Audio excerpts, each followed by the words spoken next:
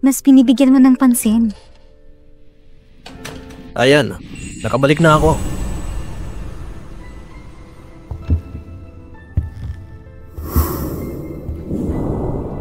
Hindi pa oras para umalis sa trabaho. Bakit ang aga mong bumalik? Hindi ba ito ang naisip mo? Lin Xiao, maraming salamat. Ikaw na bahala, Mr. Yu. Ayos lang. Mas mabuti niya siya ngayon. Maganda ba? Kailangan ko itong makita sa aking sarili. Alis muna ako. Tara na.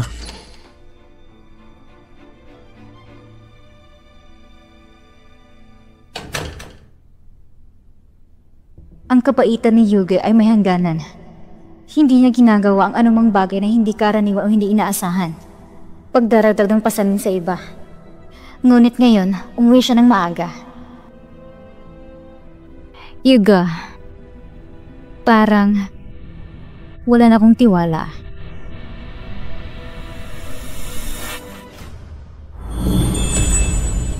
Hiyan. Sa tingin ko naisip mo na hindi ako makafocus sa trabaho. Sabihin mo, anong gagawin natin? Anong problema mo? Dapat mong lutasin ito.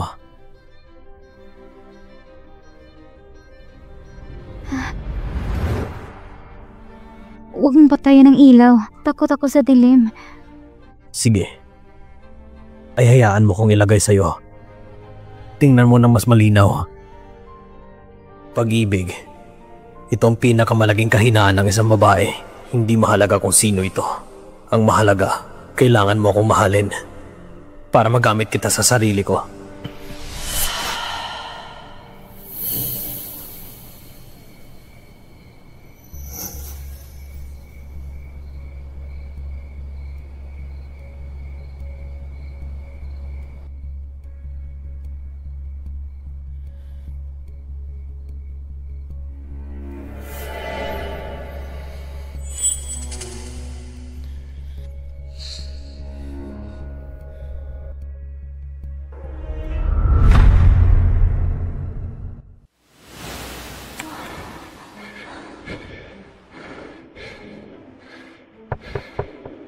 Pumasok ka.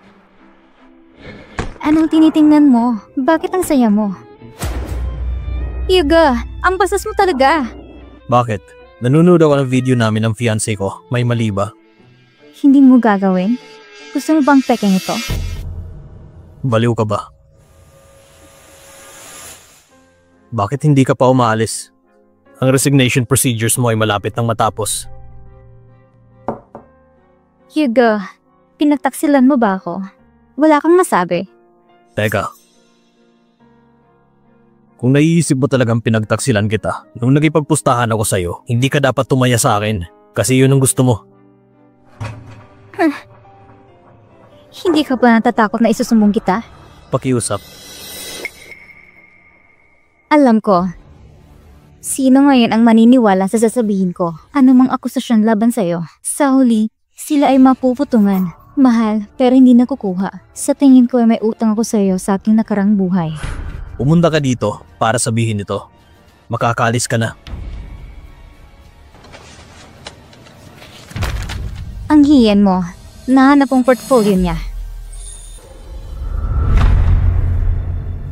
Ang hiyan mo, nahanap ang portfolio niya.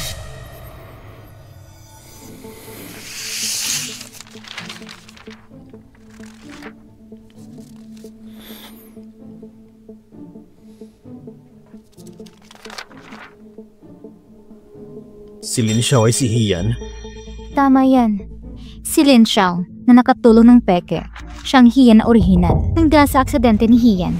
Nagkaroon siya ng reconstructive surgery. Nagpalit ng mukha. Nakipagpalit ng pagkakakilanlan sa peke na yun. Paano mo na malalaman na siya si Hiyan?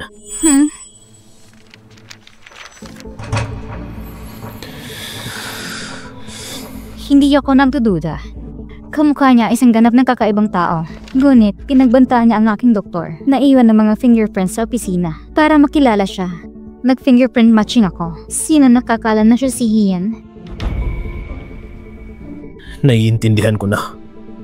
Pagkatapos, tinanong ko isang tao upang suruin muli. Ang pangalan Lin Xiao.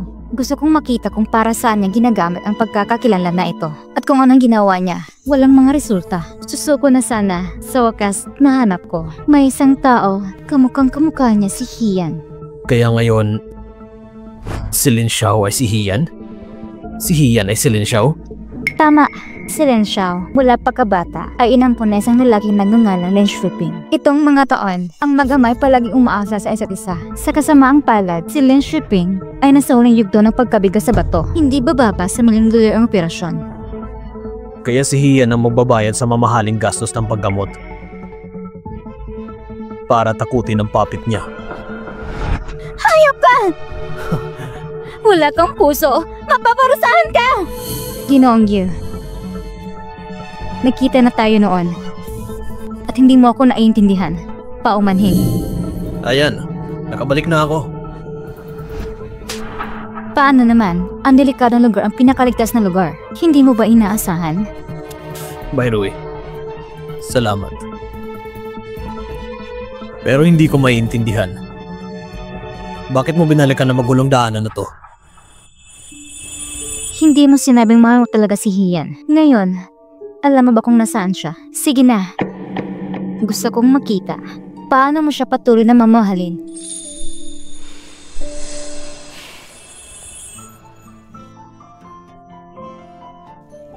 Hangad ko ngayong maligayang pagsasama. Magkaroon sana kayo ng anak sa lalong madaling panahon. Iyon lang.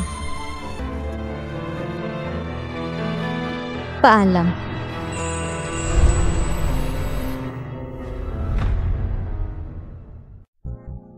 Lin Xiao.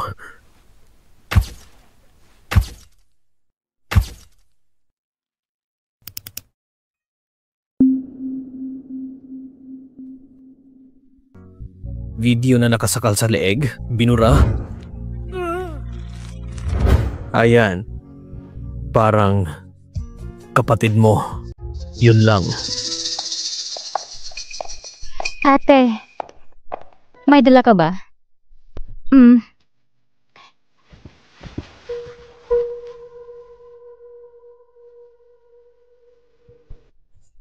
Ay ate, si Yuga, naglinis ng isang gabi. Natakot akong malaman niya. Sinara ko sandali. Kung anong araw, hindi ko na maalala. Pero iba, sa lahat ng oras. Bagaman, iwan ko kay Yuga.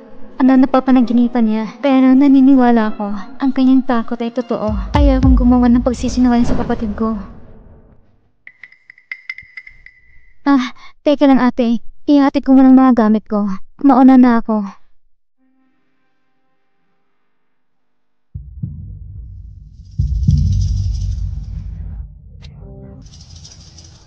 Bigyan mo ako ng baso ng alak.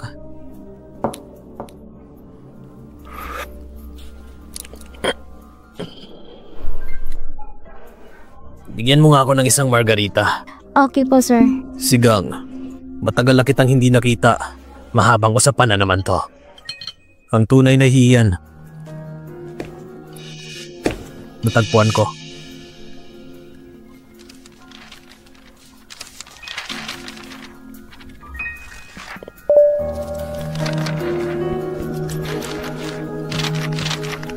Yuga, gusto mo ba akong tratuhin na parang unggoy?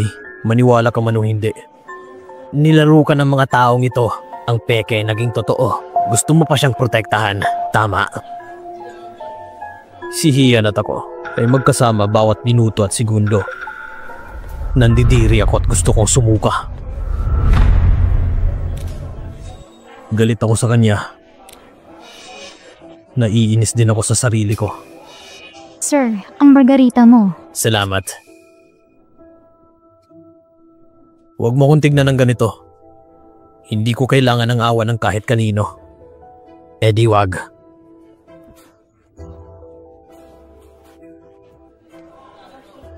Ikaw at ang aking ama, ang pinaka-proud na estudyante. Kinamumuhian niya ito, parang ikaw ang kanyang tunay na anak. At ako, naglalaro lang sa paligid.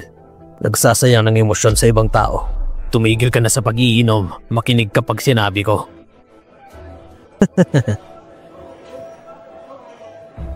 Paano naman yung peke? Anong balak mo? Paano mo to haharapin? Ang kanyang pangalan ay Lin Xiao. Ang totoong pangalan ay Casey. Kapatid sila ni Hian. Hindi ko maintindihan. Si Hiting Xiao, bakit ayaw niya sa biologikal na anak niya? Hindi na mahalaga. Para sa akin,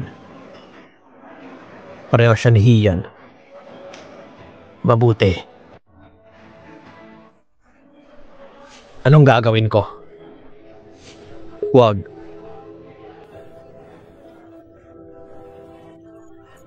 Huwag mo siyang saktan. Kailangan ng Fangsing ang totoong Hian. Siya ay kapakipaginabang sa akin. Makikinig ba siya sa'yo? Bakit naman hindi? Gusto ka niya? Mga Ginoo, ito na po inumin nyo.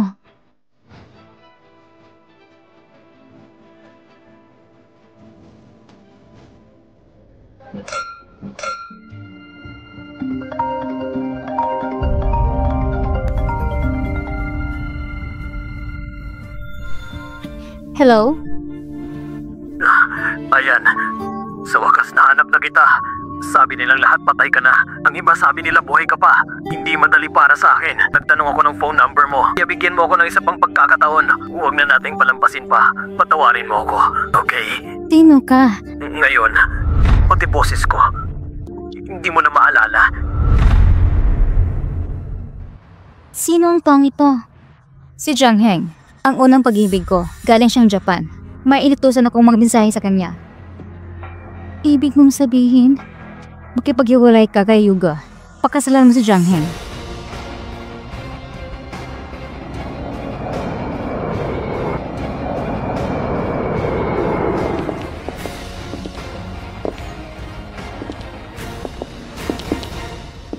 Teka lang po, kailangan mo po ng appointment para makapasok ka dito. Sino bang hinahanap mo? Hinahanap ko si Hian. Teka, bago yon, puntahan ko muna si Yuga. Si Vice President Yuga. Sabihin mo sa akin kung sino ka, para ako na magtanong para sa'yo. Ano to? Ibigay mo yan kay Hian. Sabihin mo nakabalik na ako. Hintayin mo kami ni Yuga. Pagkatapos namin mag-usap, babalikan ko siya. Sino ang taong ito? Pigilan niyo siya ngayon! Tulungan mo ako dito. Ipadala mo ito kay Ginang He. Bihin mo, galing to sa lalaking hindi natin kilala. Yuga! Napakakapal talaga ng mukha mo. Pumasok ka.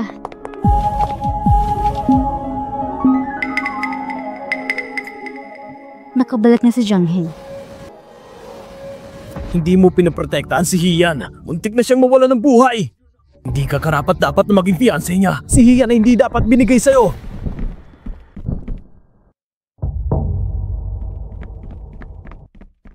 Hayaan mo na. Ikaw pala, parang gumanda ang buhay mo nung pumunta ka sa Japan. Inabando na mo si Hian. Huwag mong masyadong isipin na mahusay ka. Hindi ko siya gusto. Gusto ko lang nahintayin niya ako, pero hindi siya pumayag. Ngayon, nakabalik na ako. Hindi ako papayag na iiwan siya ulit.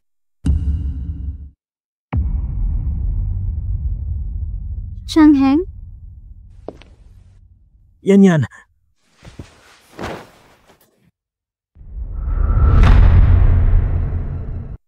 Gago.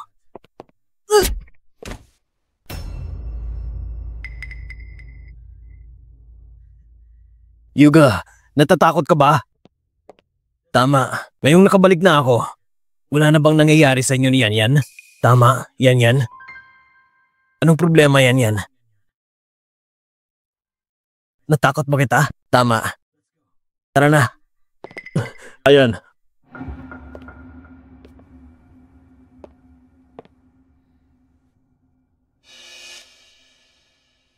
Yuga, masyadong emosyonal na siya ngayon. Kakausapin pa siya. Umuwi ka muna at hintayin ako.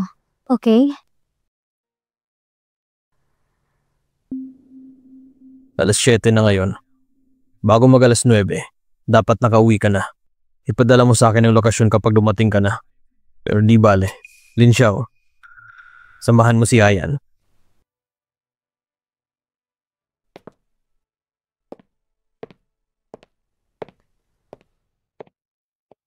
Yan. Ito ay si Ang mga gusto kong sabihin, ikaw lang ang marunong makinig. Siya si Lin Xiao, assistant ko. Siya rin ang nagligtas sa akin nung naaksidente ako. Tagapagligtas? Mabuti. Tara na.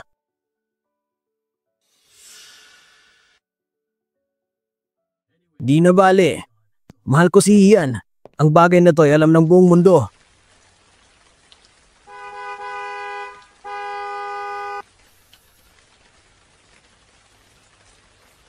Hoy! Marunong ka ba magmaneho? Kalimutan mo na. Sa halip ay lumihis na lang sa bahay. Mas mabuting manatili na lang dito.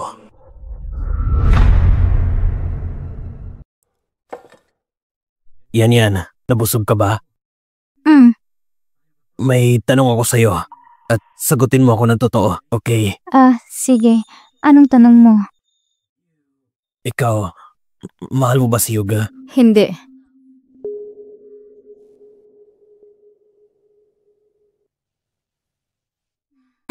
Jiangheng, anong gagawin mo dito? Ang gusto kong gawin, depende sa sagot sa tanong na yon. O kaya, palitan ko ang tanong. Sabihin mo. Nasa puso mo pa ba ako?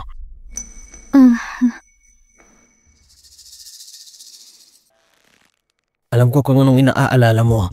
Engaged na kayo ni Yuga. Malakas ang loob mong mag-alala tungkol sa iba. Paano mo ako nakikita ngayon? Pero bago magpakasal, lahat tayo ay may karapatang pumili. Kung hindi mo siya mahal, dapat iwan mo siya. Magpakatotoo ka, mas mabuti maghiwalay. Ito ay pagiging responsable sa isa't isa. Ang mga bagay na ito ay parang inuming tubig. Yun ang mas mahalaga. Ate, ang swerte mo naman. Sa mundong ito, maraming taong minamahal ka. Kailangan mo ba talagang samantalayan yung taong nagmamahal sa'yo? Ipangako mo sa kanya. Jiangheng, patawad. Kailangan ko ng oras para isipin ito.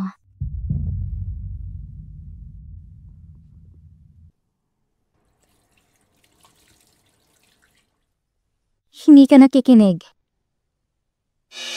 Siya ay isang inosenteng tao. At mahal ka talaga niya. Ito ang pag-iisip niya. Mula pa nang iwanan niya ako at pumunta sa Japan. Natapos ng pagitan namin. Ang mga nawalan sa akin ay mawawala ng tuluyan. Ito ang parusa niya. Kaya payo ko sa'yo, huwag gumawa ng anumang hindi kinakailangang mga galaw. Makipaghiwalay kay Yuga sa lalong madaling panahon at magsimula kay Jiangheng. Pilitin mo siyang gawin ito.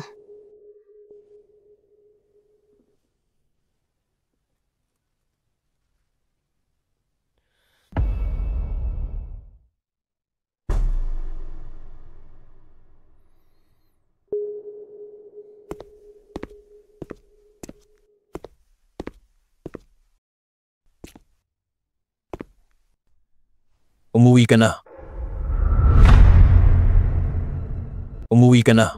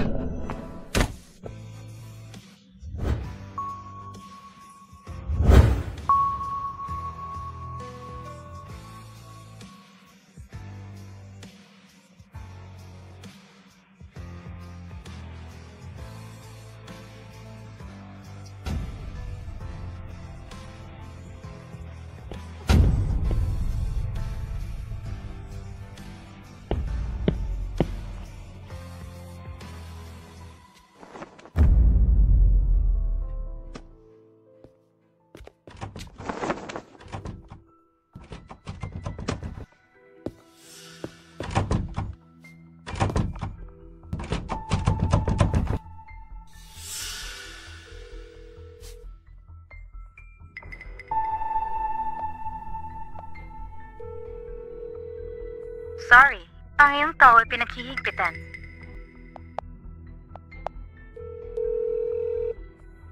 Hello? Hello, Yuga. Bakit mo ako kinulong? Ayaw mo ako makipagkita kay Jiangheng, di ba? Tumawag sa akin ang iyong doktor. Sabi niya na kailangan mo pahinga ng mabuti.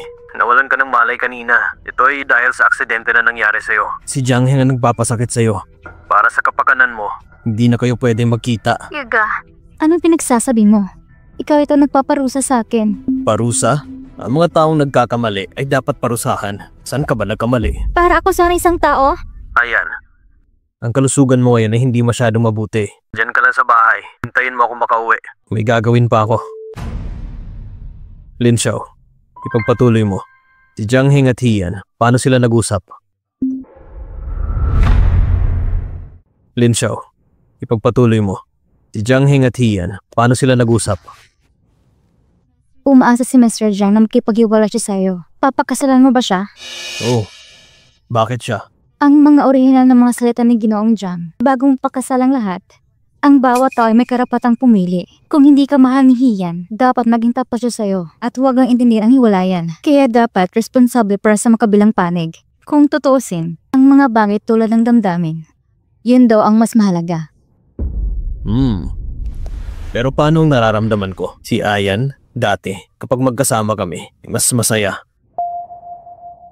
Bagamat tinatanggihan niya ito, pero parang ang mga damdamin sa pagitan namin ay medyo mas maganda bago nangyari yung aksidente. At sa tingin ko, kaya hindi niya tinanggap ang aking proposal kasi sinusubukan niya lang ang aking sinseridad. Ano sa tingin mo? Mr. Yu, hindi yata ako qualified para suriin ang iyong relasyon. Sa totoo lang, bago bumalik si Ayan sa pagka-aksidente, parang may nag-iba sa kanya. Masyado kang sensitibo. Nagkaroon lang siya ng partial amnesia. Magkaiba siya sa dati at sa ngayon. Parang, paano sabihin, mas matyaga, mas cute, at mas madalas magsabi ng kalokohan. At gumagawa ng mga common sense na bagay. Pero ganyan siya. Siya ay hindi inaasahang mas malakas. Naging matapang din. Sa araw-araw na kasama ko siya, sobrang saya ko. Pero may gusto kong tanungin sa'yo. Ang dating Miss He, anong klaseng tao siya? Ang dating Miss He, anong klaseng tao siya? Sinasabi ko sa'yo, dapat hindi mo tumasabi sa kanya. Nagsabi niya, tinatraidor ko daw siya. Magkakatiya ka. Ang dating siya, sa 4 na salita, layuan mo. Ma-pride, malaya, walang kailangan, pati na ako. Hindi kanya kailangan? Bakit magkasama kayo? Dahil ito sa pagkamatay ng ama niya, nasaktan siya ng sobra. Nangyari lang ang presensya ko ay maaari ito makagambala sa kanya. Nung magkasama kami, hindi niya iniisip ang tungkol dito. Pero nasanay na ako pagkatapos. Mabuti na to para sa kanya. Yun lang. Meron ding binangungot ako ng isang gabi. Pagkagising ko, aksidente ko siyang nasaktan na halos sakalin siya hanggang mamatay. Pero hindi niya ako sinisisi. Mas maalaga siya ngayon. Mas nagmamalasakit siya sa damdamin ko. Ano? Pero sa video, hindi ko nakita. Maaari bang? Kagabi, naglinis si Eugen ng mag-isa. Natatakot akong malaman niya. Kaya sinara ko agad. Pero meron yung iba. At sa gabing yun, sinamahan niya ako hanggang madaling araw. Kaya Lin Xiao, sabihin mo, mahal niya ba talaga ako? O hindi niya pa rin ako mahal? Tungkol sa kung ano mga tinatanong ni Jiang Heng, paano naman siya sumagot? Sabi ni Miss He, pag-iisipan niya daw. Mr. Yu, kung wala ka ng tanong, aalis na ako. Bilang karagdagan, illegal mo ikinulong si Miss He. Gumagawa ka ng isang krimen. Kung umabot ng 3 araw, hindi ko pa makita si Miss He. Pasensya ka na lang. Tatawag ako ng pulis.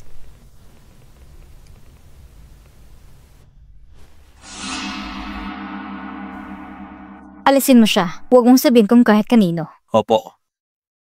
Lin Xiao, gusto kong malaman mo ang kahihinat na ng pagtaksil sa akin.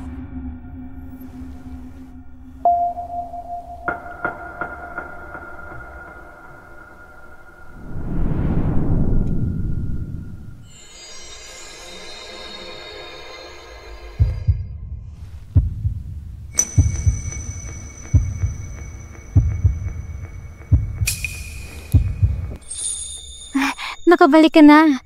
Gutom ka na ba? Heto na. Kainin mo habang mainit pa. Hindi pa kita nakitang magluto. Ang sarap.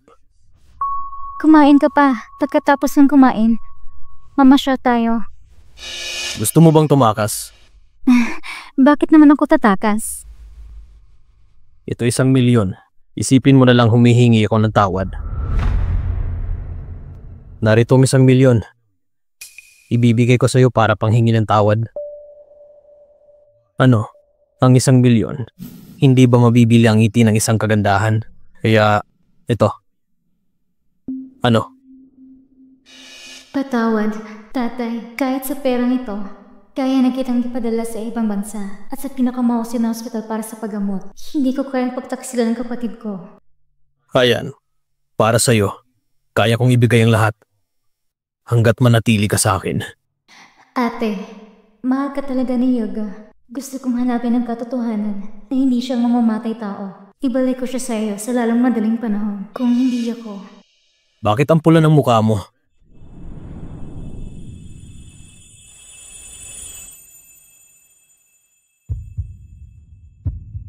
Nilalagnat ka. Lin Xiao, sumuko ka na. Hindi. Hindi.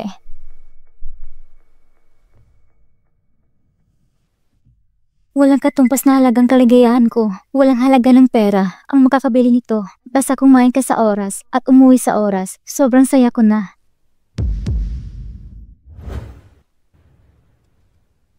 Hifibay, matanda ka na. Para gawin tong pera bawat buwan. Wala akong oras na sayangin ka. Mama, wag kang umalis. Mama, wag mo akong iiwan. Anak, si nanay at si tatay mo ay hindi na masaya magkasama. Kaya aalis na lang si mama. Umasa ka rin, araw-araw na masaya si mama. Bakit hindi masaya si Mama? Makinig, paglaki mo, maiintindihan mo ito. Sana huwag mong tularan ng iyong ama. Kawawang tao na ito. Mama.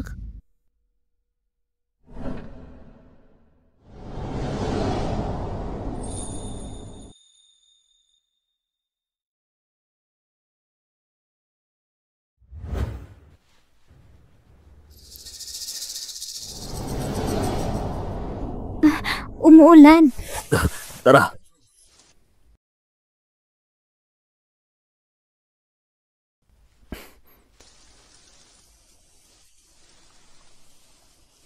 Nabasa ang ulo mo.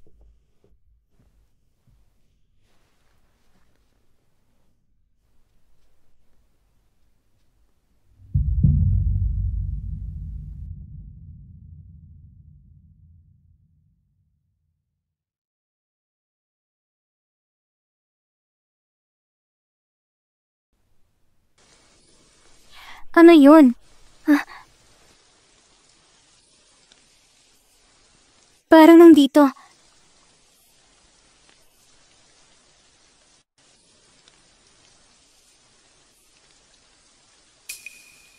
Hindi mo ito ng may-ari nito. Ayos lang.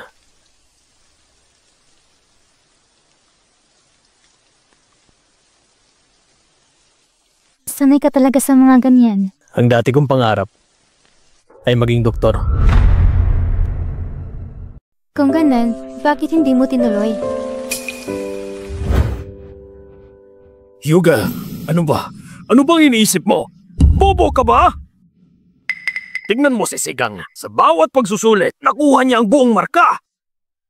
At ikaw, napakasimpleng test paper. Hindi mo kayang kumasa sa ganitong pagsusulit? Gusto mo pa talaga mag-aral ng medisina? Sana matutunan mo to. Walang kwenta. Wala ka talagang halaga.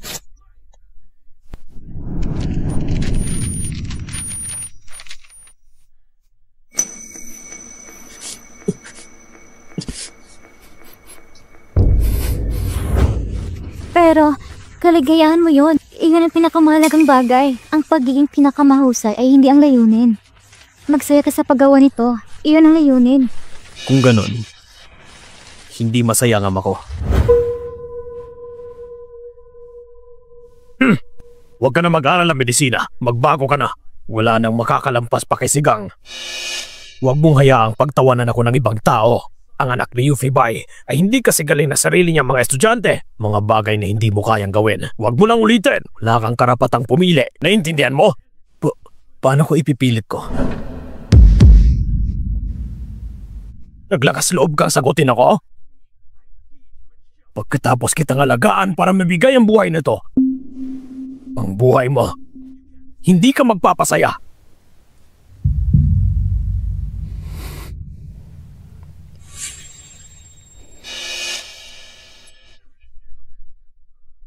Anong tinitingin-tingin mo dyan? May 30,000 batas. Ang pinakamatulungin na kabanalan ay pinakadakila. Ang pangyayaring ito, kapag kumalat to, paano ka makikita ng iba?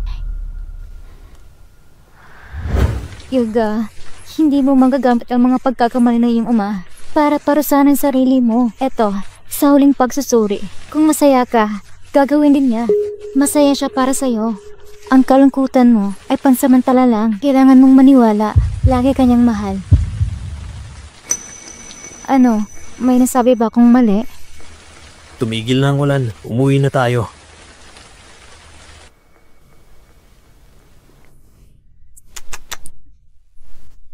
Inampunan natin ito. Bigyan natin siya ng pangalan. Okay. Tatawagin natin siya sa paborito mong ice cream. Mahilig sa ice cream ang kapatid ko. Sige, ice cream. Tapos, sige na magiging doktor mo. Diba? Ice cream. Busog ka na. Huwag mong pindutin ang tiyan mo. Napakaamo niya sa mga kuting. Ang pangarap ko ay mahalin na isang anghel na katulad niya. Paano ko itong matitiis? Papatayin ako ng kapatid ko.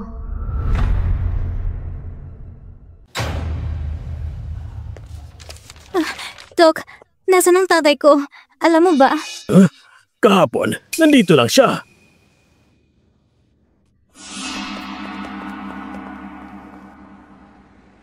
Hello, ate. Biglang nawala ang tatay ko. Tinanong ko sa monitoring. Bigla rin daw ito nasira. Wala akong ide. Anong nangyari? Nandito ang papa mo kasama ko. Ano? Ate, bakit mo ginawa ito? Nasaan ka ngayon? Len Xiao, ang ginawa mo, hindi ba malinaw sa isip mo? Pinagtaksilan mo ako. Kung hindi ka nakikinig sa akin, gawin mo ang mga sinasabi ko. Maghintay ka lang. Ate, paano kita pinagtaksilan? Binigyan ako ng isang yin kahapon, pero hindi ko tinanggap. Hindi kita ipagkakanulo. At ang pagbabantay na Yuga, gumawa na ilang galaw. Kaya hindi na kita pinagkakatiwalaan ngayon. Kahit anong masabihin mo. Ako? Hindi na malalang dahilan, di ba? Limitadong pasensya ko. Kailangan makipaghiwalay ka kay Yuga ng mabilis. Tanggapin ang pagtutugis ni Jiang Heng.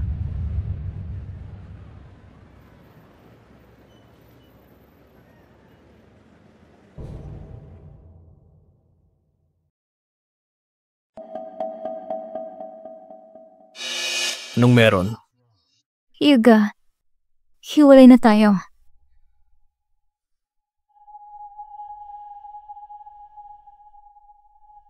Anong sabi mo?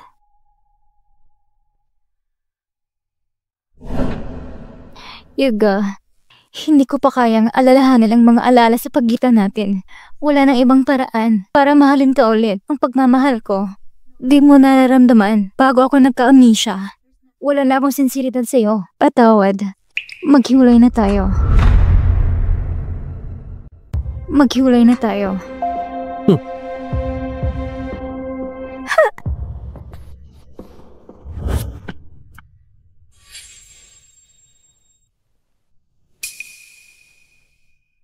Hyuga. Baby, alam mo ba, ang paraan ng pagsisinungaling mo ay napakaganda. Hindi ako sang-ayon. Ang bagay na ito, hindi ko kailangan ng pahintulot mo.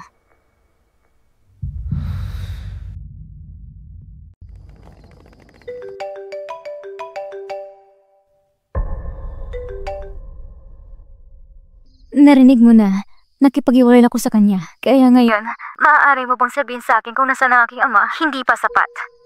ano pa ang gusto mo? Gusto kong matulog ka kay Jiang Heng. Ayoko. Bakit? Nakipag-sex ka kay Yuga? Pero hindi pwede kay Jiang Heng. Ang lakas ng loob mong sabihin na hindi ka interesado sa kanya. Ayoko. Kasi Si John Heng. Ay taas puso sa'yo. Len Xiao, sa iyong mga mata, si Yugo ay isang mabuting tao. Mahal ka niya. Paano? Kasi humga ka sa kanya. Ginawa ko ito para sa pera. Para sa tatay ko. Ngayon, may pagkakaiba ba?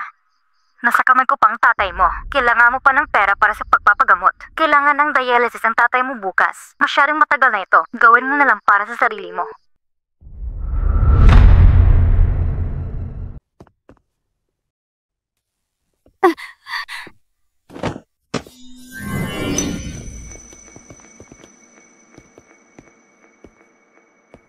Ayos ka lang ba? Paumanhin. Yan. Matagal na kitang hindi nakita. Nagsorry ka pa talaga. May mga tao kasi. Tatanda ka rin sa huli. Aminin ang mga pagkakamali. Halimbawa, makipaghiwalay kay Yuga. Tama ba? Magsisimula na ang pelikula. Mauna na tayo.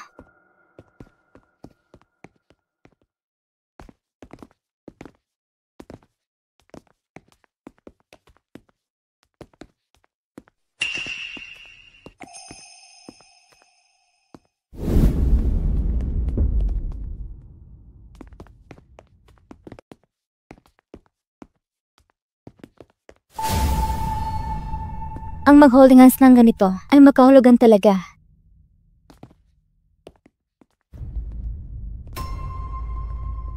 Pupunta muna ako sa banyo. Hintayin mo ako dito. Nakikita kong madilim ang ilaw, kaya sasamahan na lang kita. Di bale, unisex naman yung banyo eh. Hindi na ako bata. Kaya kong pumunta mag-isa. Sige.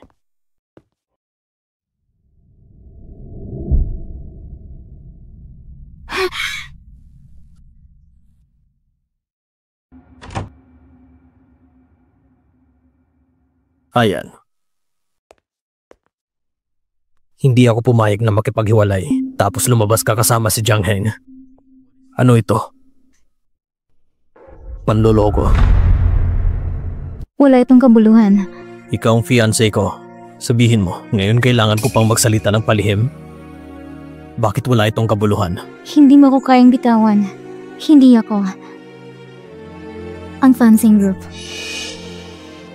Sa mga mata mo, isa akong kontrabidang naghahanap ng tubo. Maaaring gawin mas komportable ka. At ikaw ang mag-isip kung anong gusto mo.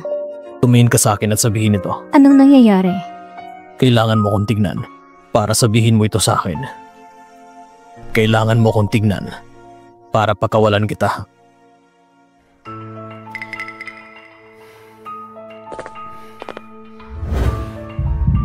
Bakit ngayon lang? Huwag mo kong tignan. Kasi nag-aatubili ka, kapatid ko. Kasi hindi kita gusto.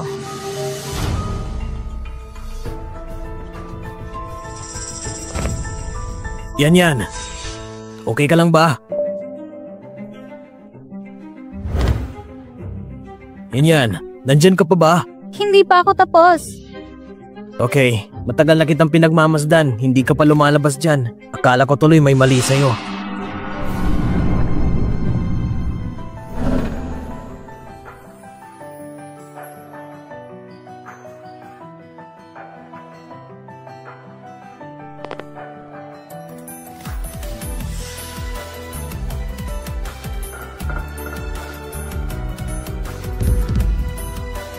Natatakot kang matuklasan ito?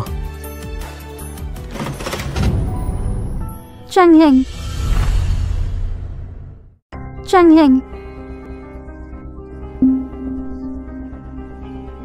Nagkita tayo ulit. Yuga, anong ginagawa mo? Nagkipaghiwalay na sa'yo si Hian. May nangyari na ba sa inyo? Wala ka na dun! Parang wala na. Subukan mo na bang umibig? Sa isip, hindi maiwasan na magkaroon ng ilang pagkakamali. Dahil walang nangyari, ibig sabihin hindi ka nagloloko. Iyan, huwag ka nang gumawa ng gulo. Okay, pinapatawad na kita. Ilang araw ka nang hindi umuwi. Tara, umuwi na tayo. Tama na! Tayo na, Jiang Heng. Yan.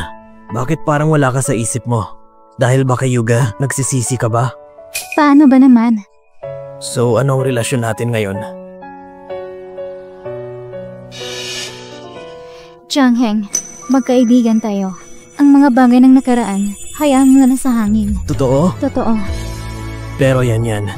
Maaari mo bang sabihin sa akin, bakit nagbago ang isip mo? Kasi... dahil hindi kita malimutan. Si Yugo, ang kalaro ko lang kapag naiisa ako. Yun lang. Yun. Sasamahan mo ako ngayong gabi, okay?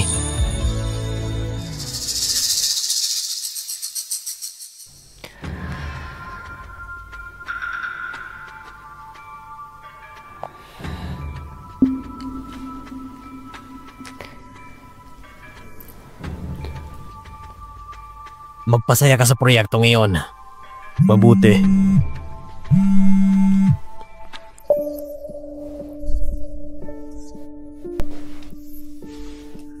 Yan.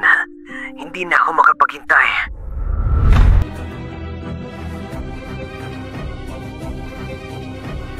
Ikaw... Hindi nakikinig ang babaeng to. Suwayang chess piece. Para sa akin wala itong saysay. Ikaw ang magdesisyon. Sige. Umupo ka. Ikukuha kita ng maiinom.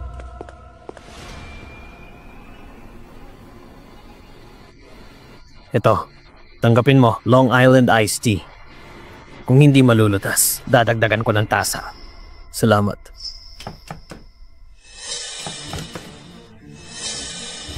Mr. Yu, tinatawagan kita pero walang sumasagot. Ako nang kusang lumapit sa'yo. Anong meron? Natagpuan ng aming mga tao ang biglang pagbabago ng ugali ni Lin Xiao. Nakidnap kasi ni Hian ang kanyang ama na si Lin Xiaoping. Idinala niya ito at inilipat sa labas ng ospital. Nasaan sila ngayon? Hindi pa kami sigurado.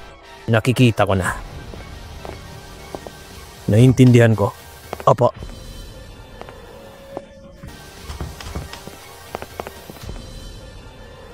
Ang mga salita kanina, kunwari lang hindi ko sinabi yun. Yuga, kahit na pinilit siya, pupuntahan mo pa ba? Nalilito ka ba sa kanya?